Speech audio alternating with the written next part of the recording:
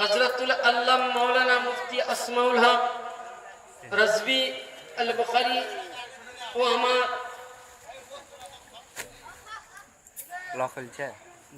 উপস্থিত মঞ্চের আমন্ত্রিত উলামায়ে কেরাম ও আমার উস্তাদুল মুহতারাম এবং সামনে বসে থাকা হিতাকাঙ্ক্ষী ইসলাম দরদী নবী প্রেমিক শ্রোতা মণ্ডলী বা যারা ঈদগাহের বাইরে এখানে সেখানে সরবান করছেন ও পর্দানসীন মা ও বোন সকলকে রইল আমার প্রাণ ভরা সালাম। আসসালামু আলাইকুম ওয়া রাহমাতুল্লাহি ওয়া বারাকাতুহু। ব্রাদার, বেশ আমরা সন্ধ্যার পর থেকে নিয়ে এতক্ষণ ধরে ফাকিহে বাংলার মুনাজিরে আহলে সুন্নাত আতম রাদ্দে ওয়াহাবিয়াত তিনার বক্তব্য শুনলাম, যিনি উস্তাদুল উলামা। ইনশাআল্লাহ খুবই অল্প সময় নিয়ে আলোচনা রাখবো, আপনাদেরকে বেশি বিরক্ত করব না, কারণ আর যিনারা বাইরে আছেন দয়া করি যে ভাইরা আমার বাইরে আছেন ভিতরে আসুন। প্যান্ডেল করা হয়েছে, সুন্দর বসার জায়গা, খুব ঠান্ডা মতন জায়গা আছে। ব্রাদার আসুন, সমস্ত প্রশংসা ও তারিফ সেই মহান আল্লাহ পাকের জন্য। তারপরে পরে আপনার আমার বিশ্বের আকা আকায়ে মুস্তাফা, আকায়ে নামদার, মাদানী তাজদার, নূরের রবি, প্রেমের ছবি, আমিনার লাল, মরুর দুলাল, মদিনার হেলাল, যার নাম আসমানে, যার নাম জামিনে, যার নাম তাওরীতে, যার নাম ইনজিলে, যার নাম জাবুরে, যার নাম ফুরকানে, যাকে আল্লাহ কোরআনে বলেন ইয়া আইয়ুহাল মুজাম্মিল, যার শানে আল্লাহ কোরআনে বলেন ইয়া আইয়ুহাল মুদাশশির, যার জন্য আল্লাহ কোরআনে বলেন ওয়া রাফা'না লাকা যিকরাক। এখন নবী মুহাম্মদুর রাসূলুল্লাহ সাল্লাল্লাহু তাআলা আলাইহি ওয়া আলিহি সাল্লামের গুম্বাদে খাজরা মদিনাতুল মুনাওয়ারাকে সামনে রেখে নবীর মুহাব্বতে পড়ে সকলে মিলে আমার সাথে সাথে দরুদে পাক করুন। আল্লাহুম্মা সাল্লি আলা সাইয়্যিদিনা মাওলানা ওয়া নবিয়িনা ওয়া শাফিয়িনা মুহাম্মাদিন মা আলানি ওয়াল জুদুল কারাম ওয়া আলিহি ওয়া সাহাবিহি ওয়া বারিক ওয়া সাল্লিম ওয়ালা সাইয়্যিদিনা আল গাউসুল আযম ওয়া আওলাদিহি সাইয়্যিদিনা মুরশিদিনা আল মুকাররম সাল্লাল্লাহু তাআলা আলাইহি সাল্লাম। সামঈন, বেশ এতক্ষণ ধরে আমরা বিভিন্ন রকম আলোচনা শুনলাম। আজকে এই বিষয় কেন কিসের জন্য আপনারা আমাদের চাইতে বেশি জানবেন, কারণ এটা আপনাদের গ্রাম থেকেই শুরু হয়েছে। আর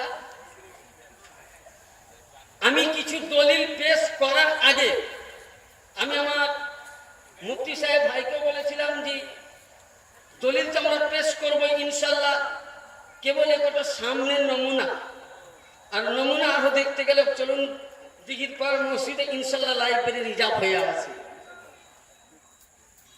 আজকে যারা দলিল দিয়েছে যে দোয়া করা বিদআত বা শিরক বা হারাম, আমি জোর গলায় বলতে চাইছি ওদেরকে যে এসে আমার সামনে হারাম কোথায় আছে দলিল দিতে হবে।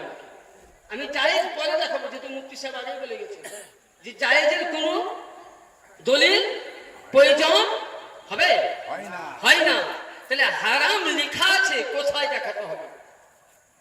2 নম্বর, এগুলো শিরিক, ওগুলো শিরিক, শিরিকের মানে কি সেটাই তো আমরা বুঝলাম না। আর এখন যেগুলো মানে ইন্টারনেট থেকে বক্তব্য বা বই পড়ছে, বলছে আমরা বুখারী পড়লাম। বুখারী চোখে দেখেছেন কেউ এখন অব্দি? হ্যাঁ, চোখে দেখেন, ওপরে 2টা খণ্ড আছে বুখারী, দেওবন্দি প্রিন্টে, দারুস সালামের। বুখারী থেকেই প্রমাণ হবে, যদিও সামনে আসল বুখারী খোলা হয়।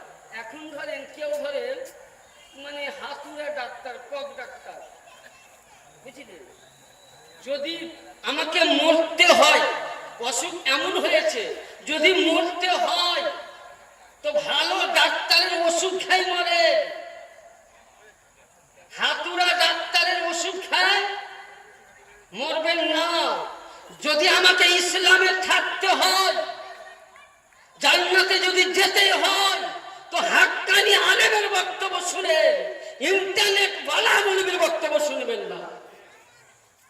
ব্রাদার চিল্লাই বলে কোরআন শরীফে কোন জায়গায় পীর ধরা সম্বন্ধে নাই। আমি দলিল দিচ্ছি। এটা হলো কি? এটা কি? জোরে বলেন। হয় নাই, জোরে বলেন। আচ্ছা, এটা আল কোরআন, কোরআনের বাণী মানবেন না এখনকার লামাঝাবি, ওয়াহাবি, দেওবন্দি, কাদিয়ানি, ফিতনাবি, মওদুদি, গায়র মুকাল্লিদ এদের ভাষা মানবেন বলুন? তাহলে এখনকার ইন্টারনেটের মোল্লার বাণী না কোরআনের বাণী চলবে? জোরে বলেন, কিসের বাণী চলবে?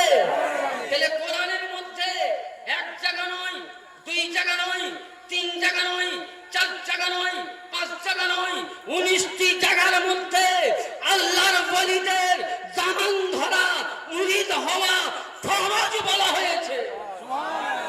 কি বলা হয়েছে? কি বলা হয়েছে? কোরআন থেকে দলিল দিব। যদি বাপের বেটা হও তো মুফতি নূর হাসানের সামনে আসো। আর যদি আমি দলিল না দিতে পারি, কসম আল্লাহর খেয়ে তোমার বাড়ি সারা জীবন গোলামি করব। চ্যালেঞ্জ করলাম। এবার আসুন, কোরআন শরীফের মধ্যে আয়াতে কারিমা আছে, আমি তেলাওয়াত করেছি খুবই অল্প সময়ের মধ্যে। আল্লাহ পাক বলেন, ইয়া আইয়ুহাল্লাযীনা আমানু তাকুল্লাহ, এই ঈমান বলো তোমরা আল্লাহকে ভয় করো। কাকে ভয় করতে বললেন? আল্লাহকে ভয় করো। আর কি? আবতাগু ইলাইহিল ওয়াসিলা, তোমরা ওয়াসিলা ধরো। ওসিলার মানে কি?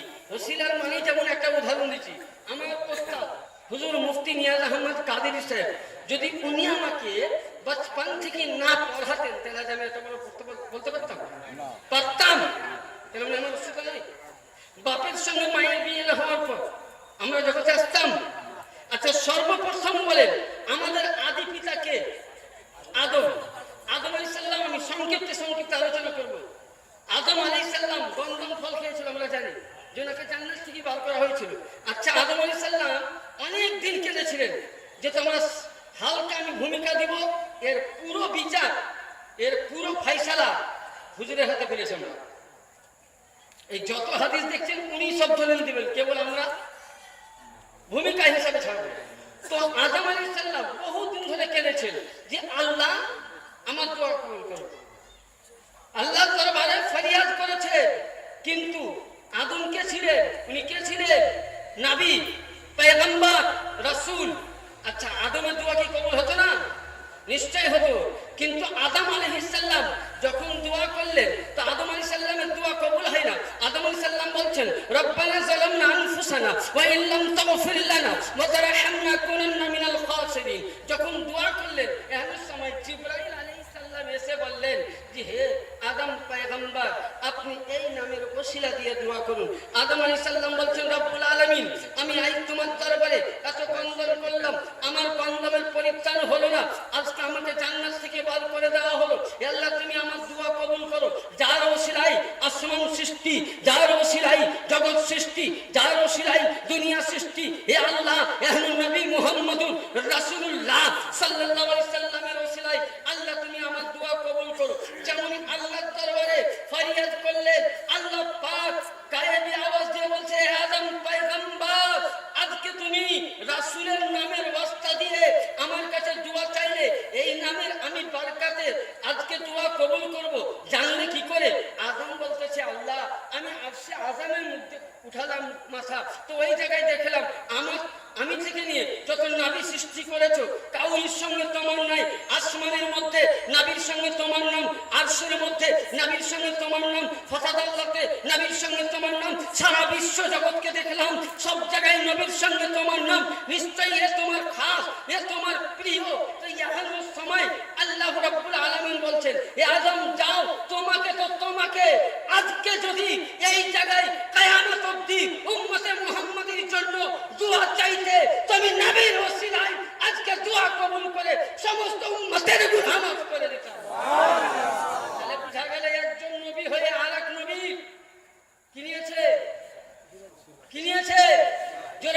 কি নিয়েছে? ওসিলা। তাহলে যদি কোরআনের আয়াতে আছে ফাতালাক্কা আদমু মিন রাব্বিহি কালিমাতিন ফাতাবা আলাই ইন্নাহু হুয়াত তাওয়াবুর রহিম। এখনকার ওয়াহাবি গায়ের মওদুদি মোল্লারা যদি বলে মানে, তা আমি চ্যালেঞ্জ করে বলছি এরা কোরআন মানে না। যে কোরআন মানে না সে মুসলমান হতে পারে না। মুসলমান হতে পারে না। এবার আসুন সংক্ষিপ্তের মধ্যে ওসিলা ধরা জায়েজ কিনা মিশকাত শরীফ বল হুজুর 132।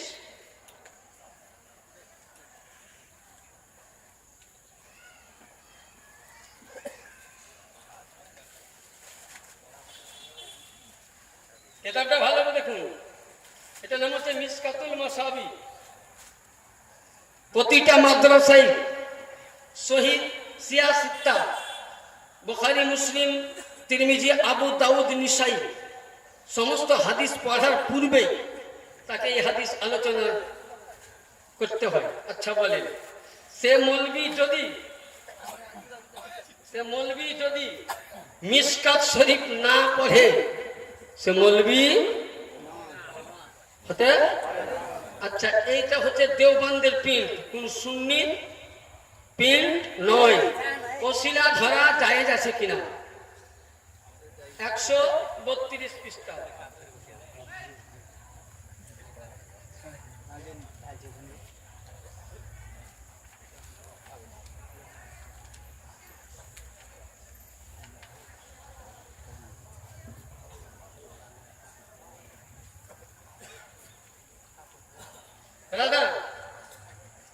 হযরতে হাদিসটা লেখা আছে এখানে, সাইয়েদিনা উমর ফারুক আযম ইনি কে ছিলেন? নবীর সাহাবী, দ্বিতীয় খলিফা। আর হযরতে সাইয়েদিনা ইবনে আব্বাস ইনি কে ছিলেন? নবীর কে ছিলেন? চাচা ছিলেন। নবীর চাচা ছিলেন। আচ্ছা, এবার হযরতে উমর ফারুক আযম বলতেছেন, হাদিস শরীফের মধ্যে লেখা আছে যে যখন আমার জামানায়, ওনার জামানায় যখন কোনো মানে দুর্ভিক্ষ পড়তো, অসুবিধা হতো, বালা মুসিবত হতো, তখন ওই সময় সাইয়েদিনা উমর ফারুক আযম উনি করতেন কি? আল্লাহর কাছে দোয়া করতেন যে হে রব্বুল আলামিন, আমাদের মদিনার প্রান্তরে মদিনার মানুষ আজকে অভাবে পড়েছে, কষ্টতে পড়েছে, পানি হচ্ছে না, বিভিন্ন রকম অসুবিধায় পড়েছে। এ আল্লাহ, তুমি খাস করে নবী মুস্তাফার চাচা যান সাইয়েদিনা হযরতে আব্বাস রাদিয়াল্লাহু তাআলা আনহু ওসিলা দিয়ে বলি, আল্লাহ তুমি আমাদের দোয়া কবুল করো। যেমন ইবনে আব্বাসের ওসিলা দিয়ে উমর ফারুক আযম দোয়া করতেন, সঙ্গে সঙ্গে মনের আশা পূর্ণ হতো। মিশকাত শরীফ 132 পৃষ্ঠায় কালিমা আছে। বুঝতে পেরেছেন? 2 নম্বর আছে যে ওসিলা ধরা। এই একটা লাস্ট পয়েন্টের হাদিস বলে চলে যাবো ইনশাআল্লাহ, তারপর হুজুরের হাতে সমস্ত এবার ফয়সালা হয়ে যাবে। ব্রাদার, হযরত সাইয়েদিনা জাকারিয়া ইনি কে ছিলেন? নবী। আউয়াল কাবা যেটা বাইতুল মুকাদ্দাস, বিরাট লম্বা ঘটনা আছে। ইনি ছিলেন বাইতুল মুকাদ্দাসের তখন ইমাম, নবী, রাসূল, পয়গম্বর। তো ইহানো জাকারিয়া আলাইহিস সালাম যখন সাইয়েদা মারিয়াম রাদিয়াল্লাহু তাআলা আনহাকে ওই জায়গায় যখন দিয়ে আসা হলো, ওনার নামে লটারি হয়েছিল, আপনারা সকলেই জানেন, বিস্তারিত আমি তো বলবো না। জাকারিয়া নবী ওনাকে ঘরে ঘরে রেখে গিয়েছিলেন। তো উনি যখন বাড়ি আসতেন, তো উনি ইসলাম প্রচার করে কর্ম থেকে যখন আউয়াল কাবার মধ্যে বাইতুল মুকাদ্দাসে আসতেন, তো উনি ঘর খুলে দেখতেন ওই ঘরের মধ্যে একটা বাইতুল মুকাদ্দাসে উনি একটা হুজরা বানিয়েছিলেন, ঘর বানিয়েছিলেন। বানার পরে উনি ঘরের মধ্যে ওনাকে রেখে যেতেন। আচ্ছা, কোনো দুধবিহীন বাচ্চা বাঁচতে পারে না, এটা আল্লাহর হুকুম হতে পারে। ব্রাদার, যাই হোক, উনি ঘর থেকে সুবহানাল্লাহ উনি করলেন কি, প্রতিদিন ঘর থেকে বলেন কাজে যেতেন, আসতেন আর দেখতেন। তো হযরত মারিয়ামকে দুধ থেকে বলেন একদিনকার সন্তানকে 2 দিনকার সন্তান মনে হতো। জোরে বলেন। হযরত মারিয়াম যখন আস্তে আস্তে বড় হলেন, তো ওই সময় জাকারিয়া নবীর বুঝতে আর বাকি ছিল না। উনি কিন্তু নিঃসন্তান ছিল, ওনার কিন্তু সন্তান হয়নি। উনি অনেক মানত করেছেন, এমনকি কাবার মুতাওয়াল্লি, আমার মতন মরবি নয়, আমার মতন এই গরুর হাটে 5 বাড়ির টিফিনে ভাত বহা খাওয়া মরবি ছিল না। উনি রাসূল, পয়গম্বর, উনি নবী। উনি কি করলেন? আল্লাহু আকবার। উনি যখন আর ওনার বুঝতে বাকি নাই, নবীদের তো আমাদের মতন অল্প জ্ঞান, ওনার বুঝতে বাকি নাই, তখন উনি একদিন আল্লাহর দরবারে আউয়াল কাবার মধ্যে উনি 2 রাকাত নামাজ পড়ে দোয়া করছেন, রব্বুল আলামিন, আমি তোমার এই কাবার ইমাম, আমি তোমার কাবার বাইতুল মুকাদ্দাসের ইমাম, বাইতুল মুকাদ্দাসের প্রেসিডেন্ট। এ আল্লাহ, আমি একজন নবী, আমি একজন রাসূল, আমার নিঃসন্তান, আমার কোনো সন্তান নাই। এ আল্লাহ, আজকে যে পাক পবিত্র তোমার খাস বান্দি হযরতে মারিয়াম রাদিয়াল্লাহু তাআলা আনহা যে ঘরের মধ্যে রয়েছে, সে মারিয়ামের অবস্থায়, কিসের অবস্থায়? মারিয়ামের অবস্থায়। এটা কোরআনের আয়াতের মধ্যে আছে, আমি কেবল তর্জমাটা দিচ্ছি। আয়াত দেখতে চান তো আমি খুলে দেখিয়ে দেব। মারিয়ামের অবস্থায়, এবং মারিয়াম যে ঘরে রয়েছেন সে ঘরের অবস্থায় আল্লাহ তুমি আমার দোয়া কবুল করো, এরপরে তুমি ইজবাসা ফীহিম রাসূলা, আমার পরে একজন নবীকে তুমি পৃথিবীর মধ্যে পাঠাও। আল্লাহ বলে, জিবরাইল যাও আমার নবীকে সংবাদ দাও, আমি তার দোয়া কবুল করেছি, আর আমি তার স্ত্রীর পেটে সন্তান দান করে দিবে। জেলে বলেন সুবহানাল্লাহ। যার নাম কি? হযরতে ইয়াহইয়া আলাইহিস সালাম। আচ্ছা, যদি ওসিলা ধরা হারাম হতো, তাহলে সবথেকে বড় শিরকের কাজ জাকারিয়া নবী করেছেন। নাউযুবিল্লাহ, আস্তাগফিরুল্লাহ। করে উনি শিরক করেছিলেন, বেদাতের কাজ করেছিলেন। তাহলে এখানে বুঝা গেল ব্রাদার, কোন জায়গায় যদি আল্লাহর ওলি, খাস আল্লাহর ওলি খানকাতে কদম রাখে, গ্রামে পা রাখে, সেই জায়গার মধ্যে নিজে গিয়ে ফাতিহা করা, দরুদ পড়া, সিন্নি পড়া, মানত মানা, কোরআন থেকে দলিল, আর জাকারিয়া নবীর সুন্নাত, আর ये সুন্নাত के अभयत करने वाला জাহান্নামী, কাফির ও মুশরিক মুসলমান হতে পারে। यानी যে নবীর কথা মানলো না, সে কোরআনকে বরখলাফ করলো। একবার দরুদ পাক পড়ুন, আল্লাহ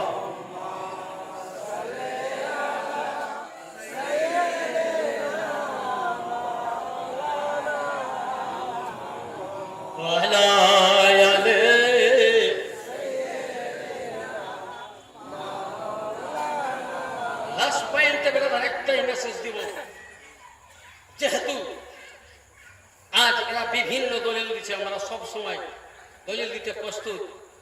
ব্রাদার, আজকের পুরো এই ইজলাস, এই মাহফিলের দায় দায়িত্ব আমাদের ওস্তাদুল মুহতারাম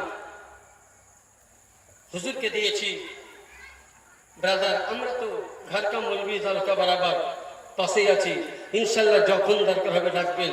ये वाधुम गुलामान मोहम्मद, हम लोग जान देने से नहीं डरते, सर कट जाए या रह जाए कुछ परवाह नहीं करते। ब्रादार, একটাই মেসেজ দিব এদের সঙ্গে। ইনি নাকি মুফতি সাহেব আমাদের ফতোয়া দিয়েছিলেন বলে তো সে বিয়ে দেওয়া চলবে না। বিয়ে তো দূরের কথা, আল্লাহর নবীর হাদিস আছে, এদের সাথে দেওবন্দ সুন্নি জামাত বাদে 72টা দলের সঙ্গে উঠা হারাম, বসা হারাম, খাওয়া হারাম, সালাম করা হারাম, তাদেরকে সুন্নি জামাত কবরস্থানে কবর দেওয়া হারাম, এমনকি তাদের দিকে দেখানো হারাম আছে। নবী মুস্তাফা বলেছে, এদেরকে সালাম করা মানে আমার ইসলামের প্রতি ছুরি চালানো হয়। যেন আল্লাহ পাক আপনাকে আমাকে, ইমামে হুসাইনের সঙ্গে কারবালায় এই নিয়ে যুদ্ধ হয়নি, এরাও ছিল মুসলমান, হুসাইনকে মাননে वाला। আর কাফির ছিল না, মুশরিক ছিল না, বেদিন ছিল না, আলিম একদিন ছিল। এখনো পৃথিবীর মধ্যে ইয়াজিদের বংশধর, মারাউনের বংশধর, লানতের বংশধর এখনো আছে, যারা হলো ওয়াহাবি 72টা দল, এরাই হলো ইয়াজিদি দল। আর ইয়াজিদি দল থেকে যেন আল্লাহ আপনাকে আমাকে বাঁচিয়ে রাখে। যদি বলেন আল্লাহুম্মা আমিন। ইসলাম था